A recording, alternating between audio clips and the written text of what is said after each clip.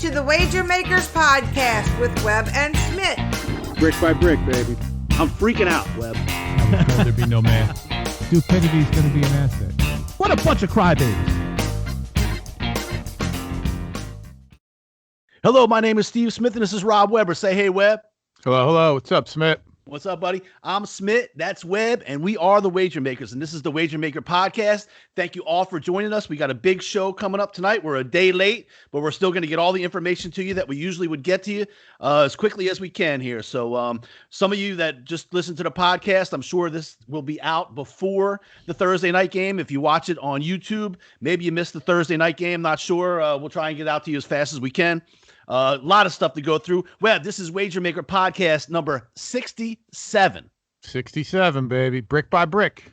Another one came easy to me. This was the Russell, Maryland nose tackle from University of Miami. He was Dallas Cowboys had the number one pick. He probably wasn't the sexiest pick, number one overall pick, but he played on the Cowboys for a number of years, won a couple of Super Bowls.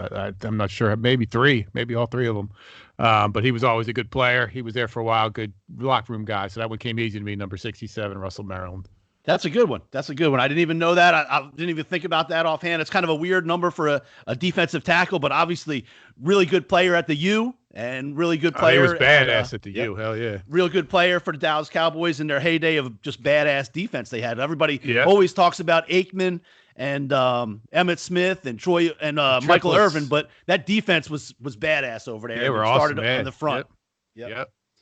So, all right, and I looked up some things. I saw Bob Kuechenberg. He was on the Dolphins offensive line, and Reggie McKenzie, who was a linebacker for the Raiders back in the 80s, mid-late 80s, but also in the front office for a lot of teams. I think he's in the front office for the Miami Dolphins right now. So he was 67 as a linebacker, huh? Yeah, weird, huh? That's what it said online. So I don't know. I'm assuming that's true. If it's online, it had to be true. So. Right. No fake news. No fake news here, buddy. No way. All right. So, Webb, we'll get right into a few things real quick, and then we're going to get to you that pick for the Eagles and Giants game coming up real quick. We'll talk about our pools and our college pick'em and our survivor pool. A lot of things to talk about. This is real quick. We had a rough week last week, Webb. Well, in college, we went 4-4 against the spread. That's typical. Not great. It's been rough. Big Ten starts up this week. So I think hopefully we take some lessons from what we learned early on in the SEC and, early on in the football season is anything's there. Take the points. When in doubt, take the points. I'll say it every time, but there are some games I like laying points this week. But I think the same thing for the Big Ten. I think the Big Ten's coming at a perfect time after the Bearcats game was canceled last week. Other teams are coming up with injuries and COVID related things. It's starting to feel like the college game is starting to dwindle and lose shape a little bit. Here comes the Big Ten, and maybe by the time those guys start catching COVID, the Pac-12 will be there too. Back. So. Yeah. It's weird still looking at the sheet because it's still really short. The sheet comes out on whatever it is Monday morning. I start looking Tuesday probably, and it's always a couple pages. Now it's real short. I'm like, damn, that's it. Even today, there's only, we get nothing to do to tonight. There's no baseball. Right. I actually dabbled in the KBO again the other night. I went 1-1. So, I got to take care of my Jones. Baseball's back, baby. That's right. I did. But for the record, in case anybody's wondering, we're both on the Rays for the World Series at the number. I think it was like plus 170. We got it. Yeah, for the series. Game by game. Tomorrow night's game has a good pitching matchup. Morton against Buehler. Yeah, I was all over Buehler, but now I'm hedging that. I don't know. Morton's tough, man. Big game Chuck. So I don't know. Morton's definitely no runs in the first inning. Every game he's been against the Yankees, against the Astros, every game he's needed a big win. It'd be big if Tampa Bay could get up 2-1. If they win that game, that would bode real well for them. So we'll see. And they're definitely doing the no runs in the first inning, and that was a big win for them last night. If they can get hot like that, Flo can start hitting it. That'll turn the tide there for sure. Especially, everybody talks about Kershaw, but really Buehler's been their main man in the playoffs. He's the best pitcher, for sure. Guy or Urias has been really good too. Yeah, right. So, but we'll talk. Even the dude Gosselin, who has pitched pretty well for them. I think the dude pitched last night. He got hit up a little bit, I think. He did, yeah, but he was pitching well coming in. Well, they've been, other than Kershaw and Bueller and Urias, they've really been kind of doing like by committee for the Dodgers. Right. The Carrot Top pitches an inning too. Yeah, right. Guys pitching inning too. Same with the guy Gosselin pitches inning too. Yeah, I think he got to start when what's his name got scratched last time, and he pitched well that game. So I think we had him. I think we had him that day. So the NFL was tough last week, Webb. We went 3-7. Yeah, that's not good. Man. That's the bad news. The good news is at sportswatchmonitor.com, we went 3-7, and we only dropped from number 3 to number 7, and now there's more people getting in. So it's up to 71 handicappers, and we're number 7 out of 71. So what we got to do is get back on the winning train. Yeah, we're going to turn it around here, no doubt, for sure. Yep. And couple things you got to look for that I didn't think of. These teams that are dealing with COVID, you don't think about it too much. But like the Patriots last week, they just looked all out of sorts, and they were one of those teams that their facility was shut down. You don't really think about it that much. Their facility was shut down. I guess they didn't practice. They Zoom practice and everything, and they just didn't look like the same team they were for the first few weeks and lost to the Broncos. That was a tough one. Speaking of that, our survivor pool, Webb, is down to 3 teams. Yeah, I saw that when I put my pick in. Yeah. A couple people got knocked out. Gary Frangione. Yeah, Gary's out. And Marty Johnson both had the Patriots last week and got knocked out. So it's down to 3 people. It's Doug Walsh, Chad Arnold, and you, Webb, are the last 3. What happens if I win? If you win, it just means we have more money to put in the next competition. I don't know. I didn't break that news to you yet, but that's fair enough. Fair enough. If you win, it means I didn't think I was getting the money, so don't worry about it. I didn't know what was going to happen. I knew that was coming. I knew that shit was coming. It doesn't mean you have to tank because it was right. Bank. No, I got to do it for bragging rights. I got to do it just for the integrity of the show. So exactly. That's why we're both in every pool, because if we win, all it means is we get to have another competition until we lose. My pick for this week is not a fairly easy one. You got to go against the New York Jets. So I'm taking, I think it's the Bills. It's it's to the point almost where you just look at who the Jets are playing type thing. Yep. And in our big fantasy, just in our big survivor pool that we're in, just so you know, I think I'm going with the Bill. I have the Bills available in that. I think I'm probably going to take that too. Yeah. And I lost my other one. I think I had the Patriots as my other pick last week. So the one I had solo without you and Reed is out. So I'm down to the last one, which is the one we have. Right. I started with fucking 5, and now I'm down to fucking it's tough. 1. So it's been tough. Man, there was a couple games the last few weeks. If the Giants hold on against the Cowboys I think it was 2 weeks ago, that would have got rid of a whole bunch of people. And then there was a couple of games this past week that would have got rid of thousands, I think, off that big pool we were on. But I don't know. I forget which one. We're still alive, so that's all that matters. Brick by brick, baby. In the college football pick'em, for the wager makers, Reed is still on top. Rev G's in second. Webb is in third. Scott Wheatley is in fourth. Lil Saint the GOAT, the intern, Chad Arnold, and then me. I'm dragging up the back, but I'm gonna come on here. Yeah, coming on. My picks in earlier today. But there was only two teams in the over 500. Oh yeah, I guess I got to put in the over 500 last week. Reed went 6-3, and Rev G went 6-4. Webb, you were 5-5 on that. Yeah, it's tough. The college is tough. So let's get real quick. We'll get into our other picks in a minute. Real quick, let's talk about this game tonight, Webb. The NFC East big time game for first place. If the Eagles win, they're in first. If the Giants win, then the Cowboys lose, they're in first. Both teams with 1 win right now in that tough ass division. Disgusting. Who do you like in this?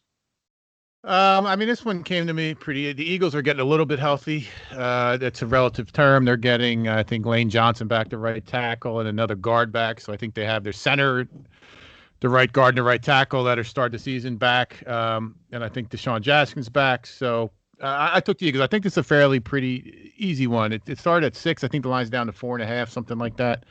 I took the Eagles. I really do like the under 45. Either team. Both defenses suck. They're both horrible on third down, but the offenses are equally as bad. The thing that worries me is there's going to be, what do you think, 4 turnovers, probably easily 2 by each team. Definitely Dickie Dimes is going to do probably 2. I do like the Eagles' defensive line, especially against that shitty Giants offensive line. The Giants are going to try to run the ball, and Jason Garrett does not know what to do with a Jim Schwartz defense. It's happened to, believe me, I could write a fucking book. So that's basically had a lot to do with it, both the under and the Eagles. I would love to get the game at 3, but that's not happening, obviously. Eagles and the under, and I feel pretty good about both of those, actually.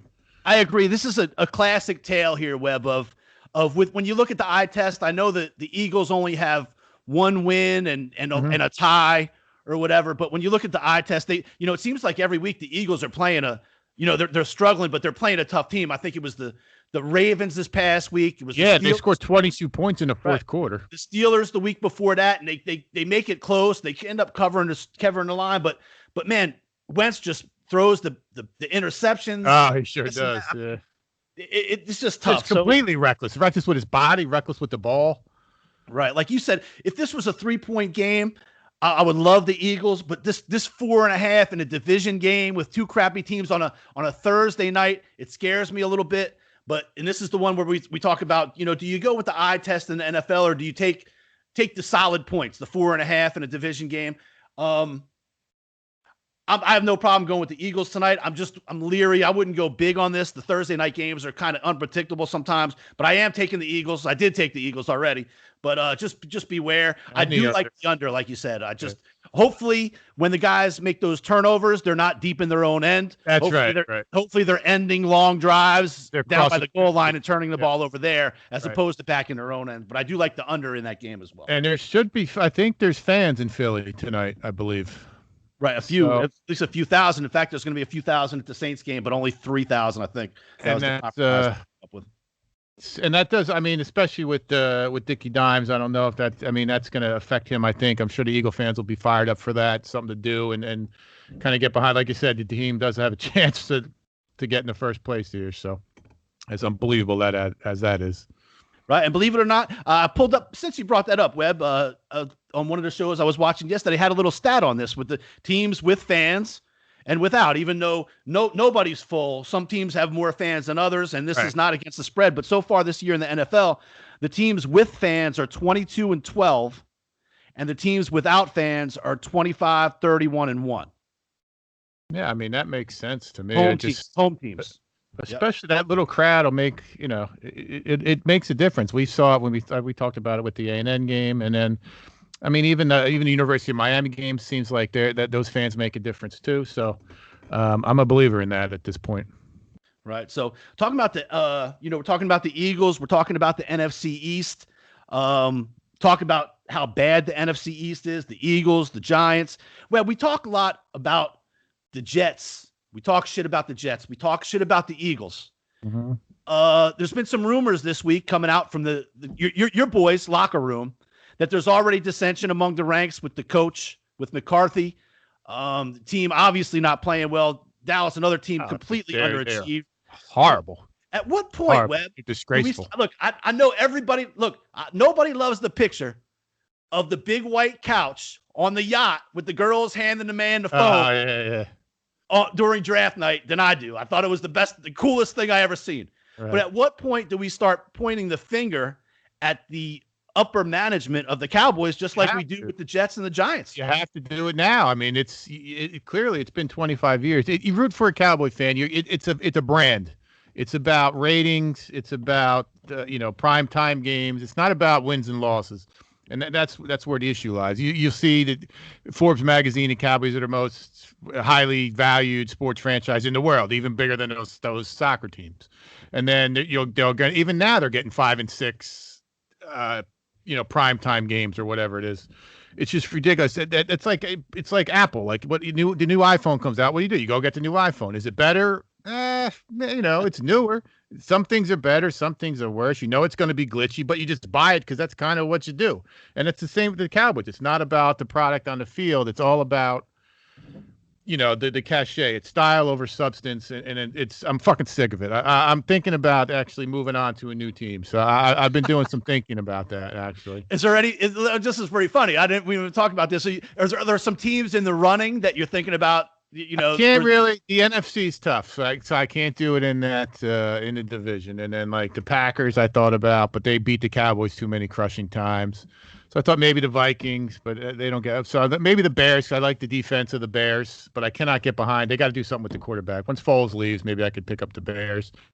Then I thought maybe the Dolphins. I like Tua, but no one's a Dolphin fan. I'd be rooting by myself type thing. You and Doug Walsh, right? Well, and then I think I found one, maybe at least in the AFC. I can definitely get behind the Chargers, the Los Angeles Chargers. Young I quarterback. do like Herbert. Yeah, I do like Herbert. They got some playmakers. They got guys on D, but they're 1-4, so that's so it wouldn't be like I'm jumping on the bandwagon.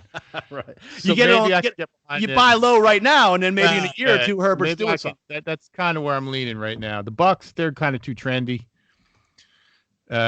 Saints, I thought about. There's too many wars with the Saints too. So, yeah. I think how things have changed in the last 5 or 10 years. But when we were growing up, you would have never said that about the Saints. Too many wars with the Saints. Yeah, right. Well, that's just where the Cowboys are. That's just the state of the Cowboys. So, it's disgraceful. I mean, the dissension, I believe it. I mean, who knows? But, the things I'm saying, it's directed obviously towards the defensive coordinator, which I feel is justified, and then also the defensive line coach, what I think is justified as well. They got guys who've been in 3-point stance their whole career, now they're in 2-point stance. But I don't want to get into it. It doesn't matter. These guys are fucking rich, highly paid athletes. Make a stop. It's pathetic and embarrassing to be a Dallas Cowboy fan at this point. That whole division is awful. You're going to throw in the Jets are the worst team by far, and then you got the 4 teams in the NFC East, and then you throw in the Jacksonville, Cincinnati, and then you could probably throw Atlanta and Minnesota right in there, and then I guess you could toss in my new San Diego Chargers, or excuse me, LA Chargers in there that are real bad. Cool. Yeah, no doubt. So, well, we'll have to keep track of that. So, maybe if anybody's got any suggestions for teams, Webb's ready to jump the ship on the Cowboys. I never thought I heard this before. I'm sure he's not going to completely jump the ship, but he's looking for a new team. He's looking sometimes the grass is greener on the other side of the fence, and maybe let us know who you think Webb should jump on. Signed a running back over a cornerback and not a quarterback, and so now it's obviously those are they signed the wrong linebacker. They don't know how to build a team. They don't value the interior of the defensive line. They don't value the interior of the defensive backfield. So they don't know how to build a team. All right, fair enough. At least you can admit they got plenty of wide receivers. It's time to start pointing at the manager, the whole organization as a whole. We do it for the Jets. We talk shit about the Giants, the Jets. Those guys have been further along into the playoffs more recently than the Cowboys have. To be honest, obviously is the lightning rod, and deservedly so. But and when I was down there, that's going on a couple years now. It was just I just got to wait for Jerry to die, and then Steven will take over, and everything will be good. Now I don't, and I was a pretty strong believer in that. Not now. I think Stephen Jones is just as bad as Jerry Jones. So it's not a bright future for the Cowboys. I don't know, we'll see if McCarthy can get his program going, but I am not a fan of that defensive coordinator. I would have had him gone already if it was up to me. But enough about the shitty ass Cowboys. I don't want to talk about them. And like you say, that's a $1 billion brand, whether they win or lose. So, but I truly believe the Jones family wants to win. I believe they want to win. Not for making money, they don't. Right. Clearly. Right. Not enough to swallow the pride. All right. So, moving on, real quick. We say all the time, if you guys have any questions for us, reach out. Webb, we got my buddy Ron from Jacksonville area in Florida. He works with the Big Cat Rescue, not the same one that was on. He always makes sure he tells me it's not the same one that you saw on that Netflix special during the beginning of quarantine. None of those. Yeah, he's not he's not the Tiger King, not the Tiger King. But is he affiliated with any one of those or no? No, but it's a similar thing. They have these tigers, they feed them, they take care of them, they help breed them, all that kind of stuff. So, I believe it's in Jacksonville, Florida, if I'm not mistaken. But he's got a fantasy football question, Webb. So I'll take it from here. Yeah, you handle this one. So, he's one of the guys in this league proposed a trade. A guy wants Lamar Jackson from me and offered Breeze and Hunt for Jackson and Emmanuel Sanders. Okay. I tried to get Henry instead of Hunt, but no go. Obviously, nobody's trading up Henry right now. Lamar hasn't been going off like last year, and Hunt's stats will drop whenever Chubb comes back. Would you do the trade? I also have Herbert, who's doing well, and my running backs are Montgomery, Johnson, and Mostert, who's going to miss a few games. What I think, Ron, is you never want to get rid of a number one stud in fantasy like Lamar Jackson. However, I have Mostert in my fantasy team as well, and he's been injury prone all year. He just got hurt the other night again, and he's going to be out several weeks. And I believe you're going to be a little bit short when it comes to running backs. So the addition of Hunt will be good for your team. And with Herbert and Breeze in there, you're going to be able to pick up quarterback points. I would go ahead and do the trade. I think Emmanuel Sanders is going to lose some catches soon when Mike Thomas comes back, which is going to be in a couple weeks. Supposed to be this week, but looks like he pulled a hammy in practice this week. But pretty soon, I think this is one. I think some teams have caught on to Lamar Jackson a little bit, and so he's kind of a little more up and down than he has been in the past. And like this week, he's a super tough matchup with the Steelers defense, and I would go ahead and make the trade straight up.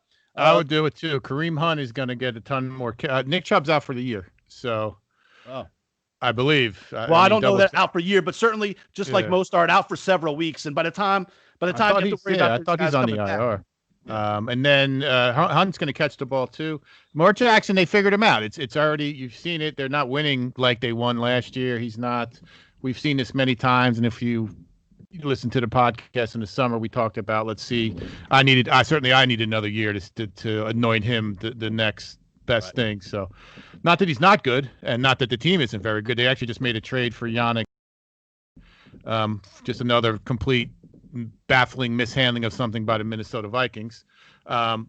So that's a good team, but I would make that trade just based off of the Hunt and Breeze is going to get his points. And I agree with you what you're saying about the Sanders dropping in some catches once what's his name comes back. So right, and Herbert, and if you got Herbert there, I mean, Herbert's going to wing it. He's going to run every week, and that's the kind of team that they're not going to play 10-7 games. I mean, he's going to get, if they're getting blown out by somebody, he's going to get garbage points in that second half where he's throwing the ball all around, running the ball around. I don't know how it works. He's going to run the ball too. He's a big, strong dude. And yeah, they're going to wing it. Keenan Allen, and they got another receiver. I think they got one of their receivers coming back. So, and like you said, they're going to be in shootouts. Yep. So, all right, we can get into the picks in a minute. I had a whole list of things we were going to talk about. Our picks from last week. Like I said, it wasn't that great. 3-7. Had some things go right for us. Some things go wrong for us in college. Just real quick, we can touch on the NBA real quick. I was kind of upset because so many dudes. I kept saying, like, when are the Pelicans going to make a move on the head coaching deal? Ty Lue went to the Clippers. We talked about Doc Rivers. We talked about Billy Donovan. I think it's Billy. I mean, those first two, all the big name guys were getting picked up, and I was like, this has got to be a good job. Yeah, well, I mean, you didn't want Doc Rivers, I don't think. Well, you'd want to get to the mountain at least. But the other two, Ty Lue just used to coaching. He's not going to take a team from where the Pelicans are. He's in the right spot where he's at with the team that's ready to win. Billy Donovan, I think, would have been a good fit. But just the first coach and the biggest name coach isn't always the best, Smith. So I wasn't too worried about you. But I'll let you kick it off with the hiring. Yeah, I'm okay with Van Gundy. He's a name guy. He's obviously got some skins on the wall. For those who don't know, he's got a win percentage of .577, solid NBA win percentage. He did a good job with the Heat before Pat Riley decided to take over down there, I think. He brought the Orlando Magic with Dwight Howard before anybody knew Dwight Howard was a head coach. You're thinking of his brother. You're thinking of Stan Van. That's who got the job, Stan Van Gundy. No, I thought it was Jeff Van Gundy. No, not the dude with the was on the Pistons last. Oh, yeah, Pistons. I thought it the was bald-headed one. Not the Knicks coach. Right. He's the Heat Magic Pistons. Yeah. I got the right guy. I mean, maybe I saw Van Gundy, but I thought I don't like that pick. Then I changed my. All right, well, it's Stan Van Gundy, and it's the Heat, Magic, and Pistons. His last stint was with the Pistons, but I think from what I heard, he was involved in the player deals and like management of that also, and that didn't really go well. But yeah, he fucked it up with the young players, I think, which kind of scares me about this hiring now. But if he gets Zion to buy in, it'll be all good. Right. Well, I think they think that he did a good job with Dwight Howard, similar type energetic player in the post. Did a good job with him. Brought them to the finals. Actually, I think they lost the finals. Yeah. Maybe might have been the Lakers they were playing at that time. Penny Hardaway was on that team, maybe. Probably. So I'm okay with it. It's a name guy. He's got some skins on the wall. I think anything but Gentry, as far as I'm concerned. Everybody says he's a good teacher. He's defensive minded, which the worst thing about watching the Pelicans last few years was just watching a young team every couple days just not show up at all. And that was Gentry's whole attitude. His press conferences, everything. It looked like the guy was more stoned than the other dude. It looks Brian like Ingram. Ingram was. Right.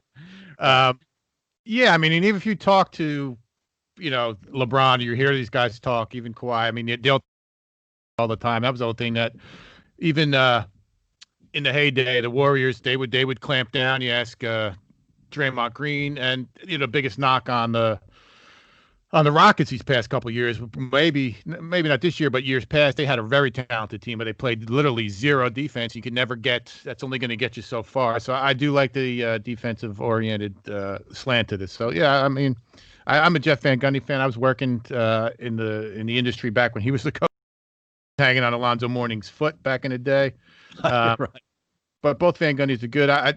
They do have a similar defensive style, so I think that'll bode well. And it's like I said, as long as he can get Zion to run the show, everything else everyone else will get in line. All right. So like I said, we could talk about some picks from last week, but it's already Thursday. Let's get right into the picks. Let's this week. do it, man. Let's make some money. The chickens. And at this point, at the time of taping of this, we do not have the chick picks yet. But if they get them in, I don't know if they gave up on us or what. Out voting. Brad's just throwing up, getting people to vote on Twitter. That's why he's too busy. For what? Brad's on Twitter saying, "Go vote." Oh yeah, go vote. Yeah, I'm not sure who I'm going to vote for yet. Nobody knows. Yeah. All right. So let's see. Let's just start. We'll start out with the games that the national televised games that we would do with the chick picks. If we get the chick picks later, great. If not, don't worry about it. So we already talked about we're going to take the Eagles over the Giants. The next one that's going to be at noon on or 1 p.m. Eastern time is going to be the Steelers and Titans. This is going to be a matchup right here.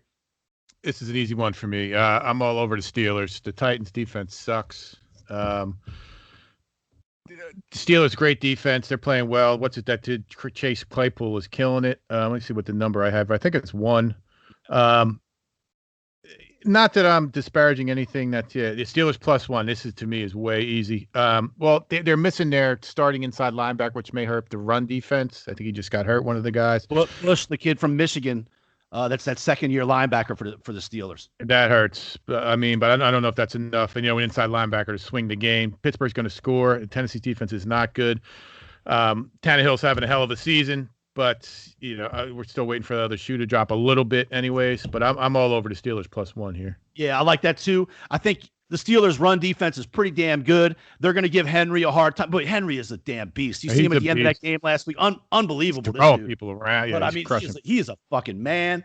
But I think the Steelers' team defense will be tough enough for him to run against. It'll make Tannehill do things without the running game intact, and maybe make him make mistakes. I think Big Ben, man, he's finding some young wide receivers. This Claypool, Washington, even Juju Smith-Schuster.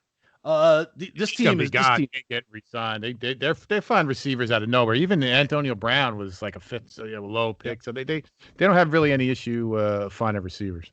Right. So I like the Steelers as well, especially 1-point game. This is going to be one of them hard hitting games. So the next one, the Niners and the Patriots is the afternoon game. I think.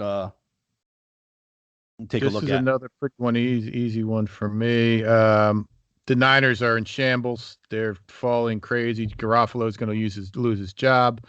Belichick got embarrassed a little bit there last week for that loss, but like I said, there's only so much he could do. They're at home, New England -2. I think they come back and win this game. I think that's a kind of a generous. I would think of maybe a little bit more than 2, but I'm all over Belichick and the Patriots in this one. Right. How often is Belichick doesn't usually lose 2 times in a row or 3 times in a row, whatever it would be at this point. The Niners did play well against the Rams Sunday night, but sometimes that's just enough to make you go the other way because now everybody's like, oh, the Niners are back and all that kind of stuff, right? It's going to be a different story when they go on the road all the way to the East Coast. Next game, the Bears and the Rams. Didn't they? I mean, there's some changes here in this schedule because I think. Well, the Monday night game is the Bears and the Rams. So what they did is they had the Raiders and Buccaneers was supposed to be the Sunday night game. They moved that to an afternoon game. Sunday, we can do that too, and we'll do the Seattle game. Well, we can do them all. We'll do them all. Let's get to them all eventually. So the Bears and Rams is the Monday nighter. All right, so we're at Bears and Rams here. Let me see. Chicago +6. That's what's their record? 5-1, something like that. Yeah. Jeez. Rams have been a little bit inconsistent. I think they're a little bit up and down. They have. And the Bears, just one of them teams. They're not pretty, Webb. We've been talked about this. We finally were on them last week. We were on them against the Panthers. Right. You know, we lost against the Bucks. We lost a couple other games that we took against the Bears. They just make it. They usually make it a ball game. Put it that way. But what do you think about this? I mean, 6 I think is pretty. It seems like the Rams are always playing on the East Coast though, so I don't know if they'll be happy to be home. That's gonna be enough to get them over. This is a tough one here. And I'm going to lean towards the Bears plus the 6, I guess, just based off the defense. I do think the Rams are going to win this game. Like I said, it seems like they've been playing on the East Coast a ton. The Bears are not that good, particularly on offense. Not that the Rams are that good. You know, the Rams are kind of what they are. They're probably 4-2, probably something like that. That's probably where the Bears should be. So this is pretty much an even game. And you're going to give me 6 points with kind of even team, so I'll take the 6 points. Yeah, I agree. The Bears make it ugly. They always kind of seem to hang in there.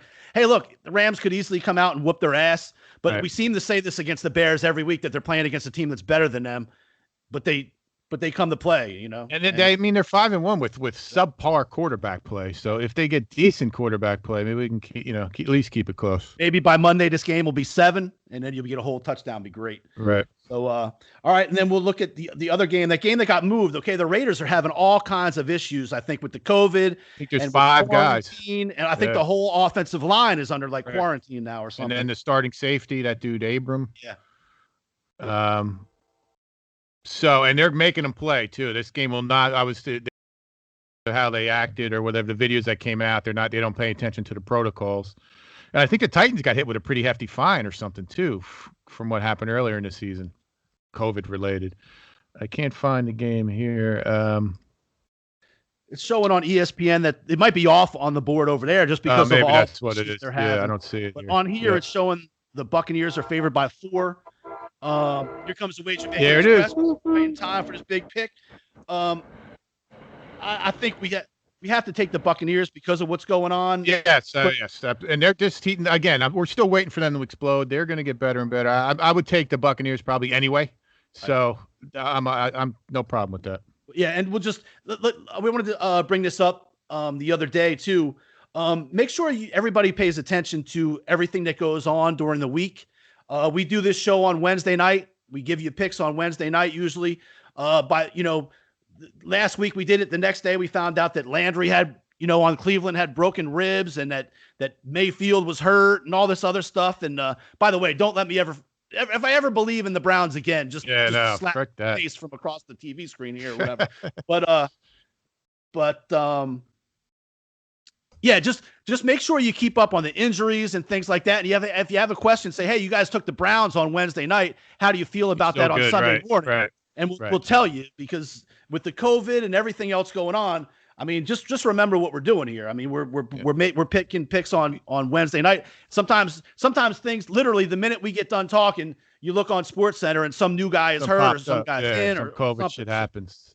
Shit. Nothing ever be different. Like the night we were doing NBA, we were doing the podcast and NBA games were going on. And by the time we got off the air, there was no NBA. It was canceled. Yeah. And I mean, we try to give some disclaimers of the injuries we know about. we mentioned Michael Thomas a couple times in weeks past, but yeah, absolutely, you got to pay attention to that because that is huge. Especially with the injuries happening this year, there's high profile players going down. So yeah, we will give you those disclaimers we can, but just check in and then hit us up. We'd love to chat. We'd love to talk to you about it anyway. So. Okay, and then the Sunday night. Now the Sunday night game is going to be the Seahawks and Cardinals. This is a funky one too. Seattle -3 here. 56 is the total. Seattle's defense is not good, man. Not good. Their offense is pretty damn good. They outscore people at this point, but the Cardinals. Yeah, they play good. The defense. Good. I mean, that dude Buda Baker is good. Here's one for you. Here's one. Here we'll talk about injuries. Is Chandler Jones going to play in this game? I mean, that would help me. That would affect me. That would have me lean a little more towards Arizona. I'm going to have a hard time betting against Russell Wilson here because I mean, they are bringing Antonio Brown, and I think that's really going to happen. Is what I was reading today. But that's not going to be for a few weeks yet. No. Right. He's got to. Yeah, that would be 3-4 weeks probably down the road. But anyways, -3. I'm going to lean towards the over 56. I think they're both going to score in the 20s. So you're going to enough to both. I mean, both to get to 28 is high, but there will be a ton of points scored, and Russell Wilson can get them quickly, as can Kyler and Hopkins. So my play on this would be over, and then I'd take Seattle as a slight lean there too. But if Chandler Jones plays, that makes it a little more difficult to go against the Cardinals. I think they did look okay last week after struggling to start. So it was against the Cowboys. I know that, but I have no problem taking Seattle and over, and that when some of these teams are going to be super. I think the overs have been hitting on about 55% this year. Webb. Well, they were. I mean, the beginning of the year it would be higher than that. It was over. And now, now they've adjusted the numbers. Now it's 56, 57 instead of 51. Right now it's right. It's there's a correction, but this one I think you'll see him go back and forth because they can't. They don't. I mean, he don't even try to run the ball really. I mean, Kenny Drake played well against the Cowboys, got him right, but they'll leave him quickly. They'll start throwing that ball around. All right, so let's go down the list, Webb, and see if you see any other NFL games that stand out to you, and I'll do the same. I mean, I did my list here. I got Cleveland at Cincinnati -3. I mean, both these teams are going nowhere quickly. The Browns are just horrible. I don't want to hear about them. If I had to bet this game, having said that, I would bet the Browns -3 because Cincinnati doesn't have any players. Period. The end. They're just going to outright waive AJ Green here shortly. Not reflection on Joe Burrow, but there's no talent. Plus, they have their own set of injuries. Cleveland has Myles Garrett, and then those dudes can, if they ever get it right, those dudes can. They do have some offensive talent, so that's what I take there. But the Browns, just waiting on that one. The Browns are still 4-2. They looked terrible against Baltimore. They looked terrible against the Steelers last week. But they're still a decent team. I think they're still playing way better than they have other years. I think they should be able to bounce back and have enough to beat the Bengals as long as people are healthy. Like I said, Landry's been playing with broken ribs. I think Mayfield's pretty banged up. So we'll see how it goes. It didn't go well last week at the Steelers. That was the big game. Supposedly their coming out party. That didn't work out too well. But these are the teams they've been beating up on. Right. This is right. This will show you that they're not the Browns of old. At least they can get to 8-8 or whatever that number might be, or 9 wins, something like that. But they are 4-2, like you said. I mean, as we're talking, I'm liking it more and more, just because even based off of who they're playing, though. Right. I mean, Cincinnati is not good. Do we do? Oh, geez, it's another winning game here. Cowboys at Washington football team. This is a pick'em. That just shows you how far the Cowboys have fallen. Not to defend them, but they're on their backup left tackle. They only have one guy that started the season on the offensive line that will be playing tomorrow, and he's not good anyway. Connor Williams, a left guard. The defense is horrific. I think I would take Washington in this game at a pick'em. I would like to get a couple points. Wow. But the Cowboys to show you, but especially with all as banged up as the Cowboys' offensive line is, if Washington has one good thing, it's their defensive line. Correct. That's where they invested all their money. They invested their draft picks over the years, all that. Yeah, there's 3 or 4. I mean, they got a couple guys from Bama that are good, and Ryan Kerrigan has been one of the, there's not many thorns coming from Washington Cowboys, but he's been a thorn in the Cowboys side. He's a good player. I have zero confidence in Dallas. I'm sure they have zero confidence in themselves. I think Kyle Allen is maybe a little bit less prone to pick instead of Haskins. So I'll give a slight lean. I'm not going to touch the game, but I'm going Washington there. Right. Okay. We'll stay away from that one. Game I do like, Webb. It's a big point spread. We usually try and stay away from big point spreads, but I don't see how the Jets can ever be within 2 touchdowns of the Bills. I got 12.5 here. This is a Jets team that is by far the worst team in football. And that's saying something this year because there's 9 or 10 teams that just suck. The Bills are angry. I think they lost 2 in a row, correct? And they haven't played well. I think you're going to see this is what they needed. You'll see them you'll see Allen play well here. You'll see the defense get right a little bit. Diggs will have a couple touchdowns. John Brown will get into the action. Cole Beasley, the running back, will get loose a little bit. Singletary, yeah, this is a pretty easy one too. 12.5 here. Yep, I like that. I like the Bills.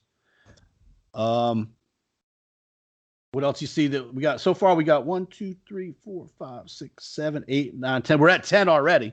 But right. If you see anything else in there, I'll mention them quickly. Detroit at Atlanta. Atlanta minus 2.5. Not touching it. If you have to, take the Lions. 2 inconsistent, both teams. Take the Lions. Next one, Panthers at the Saints, 7.5. Saints are going to win the game. I don't know. 7.5 could go either way. That's a big half point there. I do think the Carolina has been playing above their heads, but they are quality. They're going to give you a good game. It'll be tight to that 7, I think, but I would go Saints there. That's not too bad. I think we stay away from that one. I think Bridgewater coming back to the Saints. Bridgewater's going to know the defense. You know what I mean? He's not going to be overwhelmed by whatever Dennis Allen is doing. They're not playing as well as we thought they would. Especially Lattimore's not playing that good. Right. He's not the best season. No, they're not playing. The Saints are giving up points big time. He should have lost to the Chargers, to be honest. Yeah. This Green Bay Packers minus 3.5 at Houston. Houston had that one game. There's a game buffer between that game and now. Packers kind of got a little bit embarrassed the other day. Rodgers is taking some lumps. That's everyone saying he's a dick, he's moody, blah, blah, blah. I think they come out and get right here against a Houston team that's just flailing. It's documented how well we like Deshaun Watson, but I like the Packers minus 3.5. I agree. Coming off the tough loss, and we loved the Bucs last week. That was one of the things we really picked. We expected the Packers to come back down to earth, but now I expect the Texans coming off a tough loss. That Tennessee loss, they won one, and then they were right in the game with Tennessee all to the end. They made some mistakes. They got Romeo Crennel went for 2 instead of when he should have just kicked a field goal to go by extra point to go up by 8, and that caused Tennessee to come down and be able to tie it. And then they lost in overtime once Tennessee got the ball. That was a tough loss. I think the Packers get right back here as well. So I would include that one. Let me see. Chiefs minus 9.5 at Denver. I don't have too much of a feeling there. I think Denver, that was a Super Bowl for them. But a big win, an unexpected big win. They're probably feeling pretty good about themselves. Maybe a little bit of a letdown for the Chiefs here. It's always kind of funky to play up in that altitude. I'd take the Chiefs minus the 9.5, but I'm going to stay off of this one. Yep. And then the only one left, I think, is the Chargers and Jags. Correct. I don't think I'm going to take a 1-4 team laying 7.5. No. Against anybody. So that's kind of where I'm at. Well, it's just 1-4 against 1-4. I mean, Jacksonville's traveling across the country. They're punting on this season. This may be the team that's tanking for Trevor, if anybody is. Gun to my. I'm not going to take it either, but I would take the Chargers, buy it to 7, and just hope that my new team goes off on it. My new team. All right, and they have pretty colors too, Webb. You can probably and I was a fan back in the day with blue and all that shit. Yeah, Dan Fouts and Kellen Winslow and John. Pretty old township looking colors. Yeah. So we got 11 NFL picks. They're the Eagles, under the Eagles, Steelers, Patriots, Bears, Bucks, over Seahawks, Browns, Bills, and Green Bay. Let's move it right to college, Webb. We went 4-4 last week. We got the Big Ten fresh blood coming in. Yeah. And let's take a look. Well, we got games tonight. We're going to talk real quick if we can get this out. We took Arkansas State plus a 13.5 against Appalachian State. Appalachian State is a legit, they're a fringe top 25 team, but Arkansas State's not bad either. We had them last week. I don't know that we won on that, but they scored. They did cover. They did end up cover, but they were scoring and couldn't stop nobody. But they did cover. They did score a shit ton. I think 59 points maybe. So I based off of that, Appalachian State's had some luck. They're a little bit down this year. Maybe it's a funky year for everybody, obviously. So I'm just thinking Arkansas State can keep it close based on what they can score. Plus 13.5. And then tomorrow night, Smith, we have 3 games. You got them there, right? Yeah, 4 games actually. There's Jacksonville State versus Florida International. I don't know if that's one. And then Tulsa USF. Yep. The big one is the Big Ten. Illinois goes to Wisconsin, and then our Raging Cajuns play UAB this week too. All right, I do have a feel for the Tulsa USF game. I like South Florida plus the 11 here, believe it or not. I don't know who Tulsa is to be laying 11 points. I know we bet against them a couple times. I'm with, I guess, varying. I think they had a close game against somebody big. Something. Yeah, I just think the 11 points a number. I mean, the number may be telling us something, but I'll go down. I'll ride or die with that 11 on this one. Right. UL Lafayette. They actually beat UCF, and they were only lost by 9 to Oklahoma State, but that was last week. We had it. We met against. That's what it was. Yeah, I don't. I mean, again, they're traveling again. They're on the road to Florida. I'll take the 11. I'll take that. Not a major. Nothing. Some of these, I'll tell you, like weeknight college games, taking point. You can never go wrong taking the points in these. Things. Right. It's the Thursday. But there's a couple other games, like we said. I mean, UAB, UL Lafayette. I'm actually a UAB. I'm a little bit of a closet fan of the Dragons there. I'm going to take, I know we don't like going against these Louisiana teams. Seems like there's a bunch of them.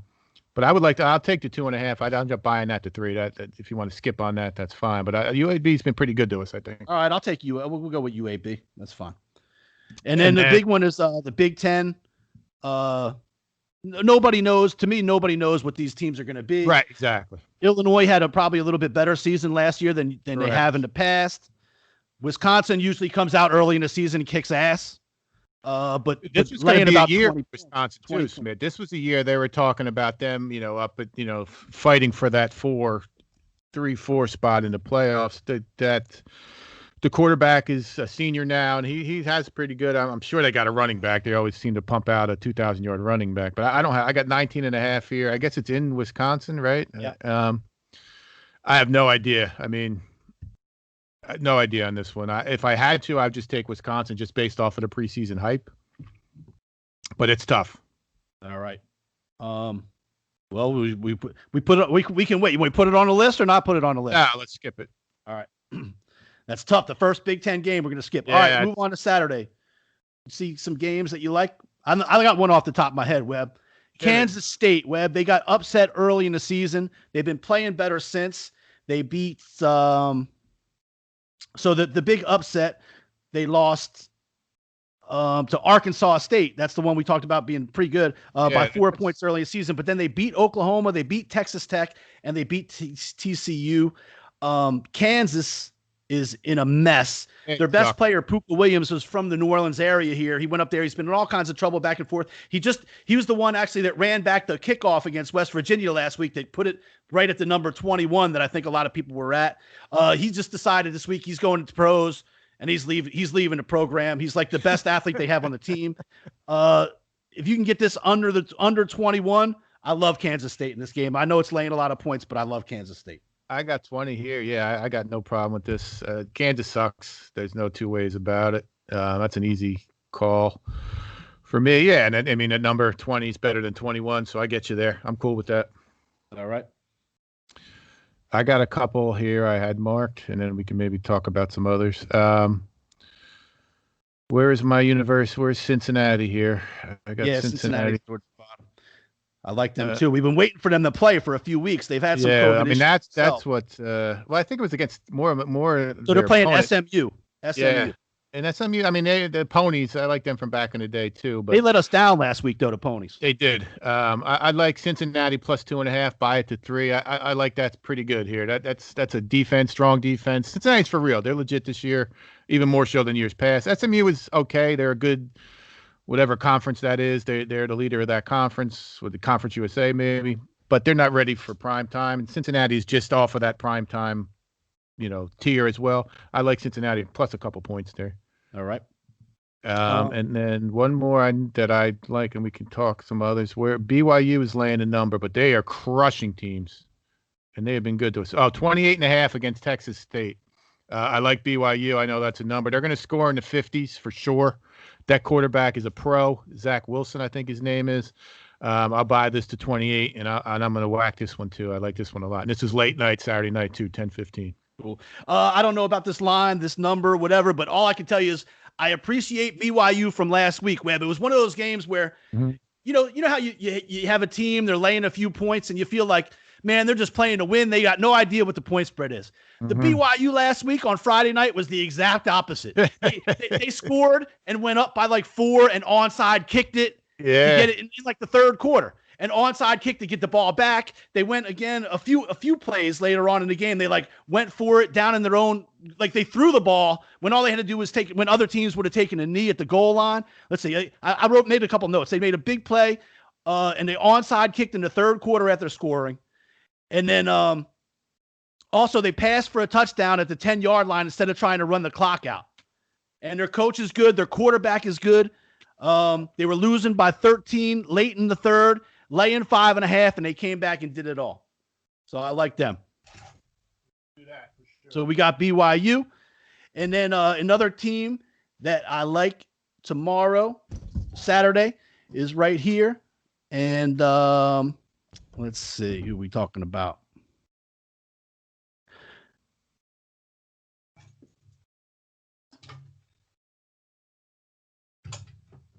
Hold up. Webb's going to be right back with us here for a second. We have a little bit of technical difficulty here. My computer's going to die. I got to plug it in.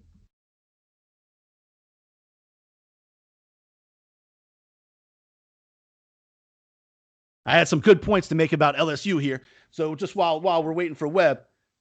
Apologies, little technical That's okay, man. I was about to start talking without you, but I got some really good points to make about the LSU game coming up that I'd like for you to hear, and then you can give me some feedback. I was here. I had you on. I just had to get I could hear you. Okay. You couldn't hear me. Oh, that's what it is. All right. So look, I'm going to start out by saying I like South Carolina plus the 6 or 7 this week, and I'm going to tell you a few reasons why.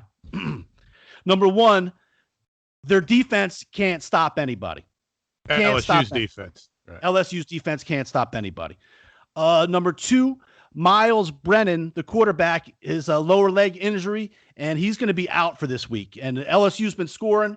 I feel bad for Miles Brennan. This guy's kind of been waiting his turn for years to be the starting quarterback at LSU, even to the point where last year, his junior year, he was probably going to be the guy until Joe Burrow came in all of a sudden. Fire. And so he gets to be the quarterback again this year. But word on the street here is that now that LSU has 2 losses, they really want to see who their 2 young quarterbacks. They have 2 young quarterbacks on the roster. I think they're both freshmen, or one's a redshirt freshman. One might be a sophomore.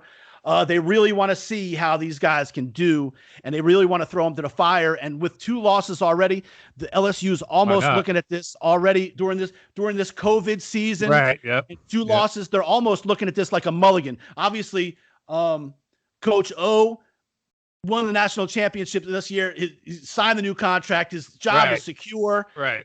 They want to see everybody's still high. And if they're doing it at the quarterback position, they're also doing it at positions that we don't even talk about. Right. Okay. Whether it's a defensive tackle that's a freshman, or a safety that's a freshman, or a cornerback that's a freshman, they're going to be putting these guys in here.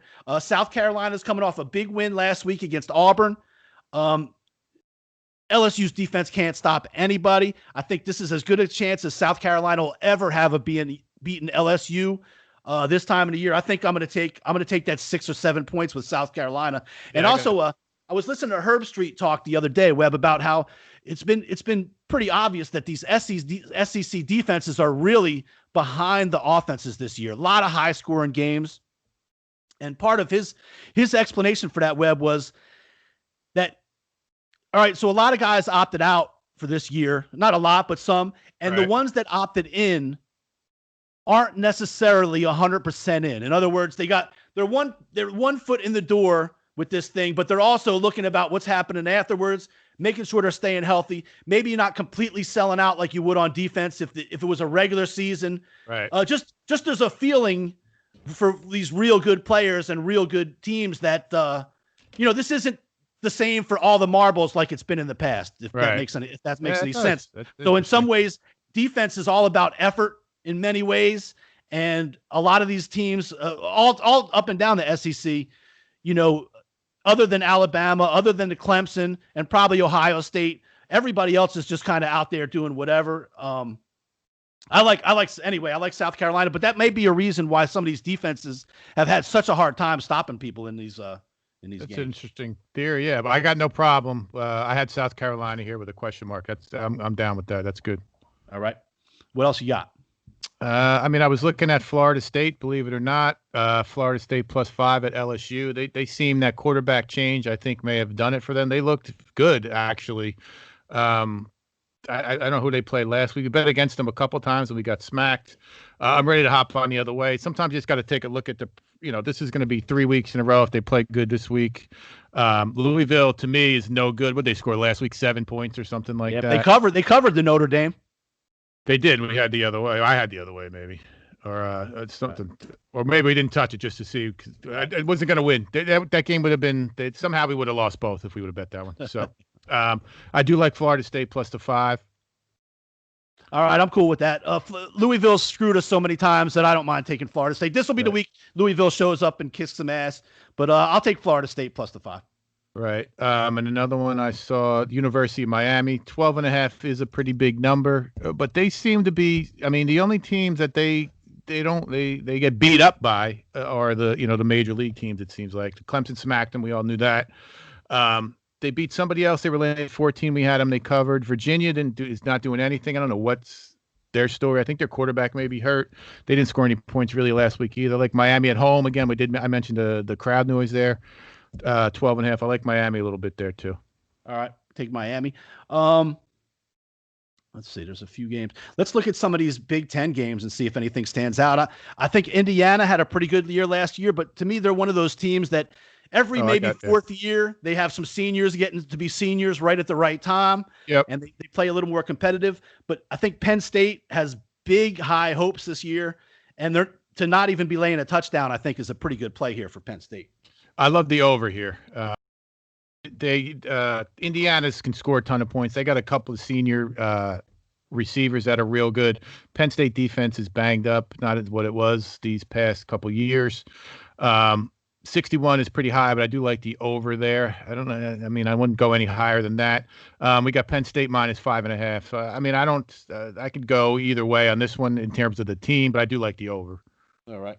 I like Penn State, so we can go Penn State and over. So right now we got 1, 2, 3, 4, 5, 6, 8, 9, 10, 11 for the weekend. You see anything else that stands out? The three that we covered earlier were the biggest plays for me. The BYU, the first one you mentioned, and also Cincinnati. So, no, I'm good. Okay, and we'll just wait and see on some of these Big Ten games, and that'll be it. Yeah, that's tough. Those are tough. Arkansas State, USF, UAB, Kansas State, Cincinnati, BYU, South Carolina, Florida State, Miami, Penn State, and over Penn State. Love it. Yeah, that's winners right there, baby. Right. That's 7-4. So real quick, don't forget thrivefantasy.com. Wager Makers is the promo code. Get on there and get matching stuff. John Groh, thank you for the bumper music. MN3 Technologies, thank you for chipping in for the grand prizes for our things. John Groh for the bumper music. iHeartRadio, TuneIn Radio, Google Play Music, Podbean, Apple, Spotify, Stitcher. Devin's going to tell you about YouTube. Hey guys, it's Devin. Make sure you subscribe to the Wager Makers podcast on YouTube, like all their videos, and click that bell so that you turn on your post notifications and you never miss another video. Thank you, Devin. Look, don't forget, just like Ron did today with the fantasy football, reach out to us. Facebook, the Wager Makers podcast, Wager Makers talk group, Twitter at the Wager Makers, Instagram at the Wager Makers. thewagermakers@gmail.com if you want to email us. But also, if the picks like tonight don't get out in time, don't forget you can go to sportswatchmonitor.com, pay yourself $20, you get the pick. We already have Philly and the under Eagles and Arkansas State on there. You can get those. And hey, I just want to thank you all for listening. Tell some friends, tell some people. If you enjoy the show, if you're winning some money, let us know. And if you think we suck, let us know too. Webb, take us out. Yeah, man. Thanks everybody for listening. Yeah, tell a friend, and they'll tell a friend. It's time to really blow this thing up. It's time for me and Smith to go big time here. So, and we're going to bring everybody along with us. Thanks, Thrive Fantasy. Thanks, Wilbur Investigations. Thanks, Marty Johnson, John Groh, blah, blah, blah. Thank you, everybody, for listening. Brick by brick, baby. Making some money this week.